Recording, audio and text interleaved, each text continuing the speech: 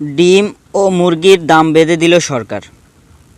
উৎপাদক, পাইকারি ও খুচরা পর্যায়ে ডিম, সোনালী ও ব্রয়লার মুরগির দাম নির্ধারণ করে দিয়েছে সরকার। রোববার 15 সেপ্টেম্বর পানি সম্পদ অধিদপ্তরের মহাপরিচালক ডাক্তার মোহাম্মদ রিয়াজুল হকের এই সই করা চিঠিতে সরকারের বেঁধে দেয়া এই দাম বাস্তবায়নের নির্দেশনা দেওয়া হয়েছে।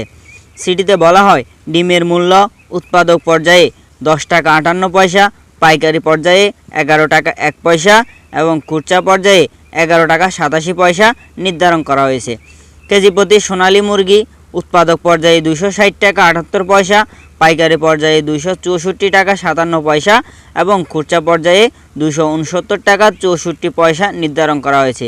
আর কেজি প্রতি ব্রয়লার মুরগি উৎপাদক পর্যায়ে 168 টাকা 91 পয়সা, পাইকারি পর্যায়ে 172 টাকা 61 পয়সা এবং খুচরা পর্যায়ে 179 টাকা 59 পয়সা নির্ধারণ করা হয়েছে।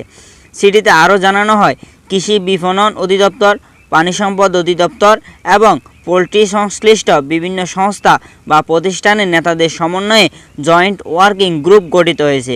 গ্রুপের মতামতের ভিত্তিতে কৃষি বিপণন অধিদপ্তর 2024 সালের মুরগি ও ডিমের যৌক্তিক মূল্য নির্ধারণ করেছে। এর পরিপ্রেক্ষিতে মৎস্য ও পানি সম্পদ মন্ত্রণালয়ে নির্ধারণ করা যৌক্তিক মূল্য সঠিকভাবে বাস্তবায়নের জন্য নির্দেশনা দেওয়া হয়েছে।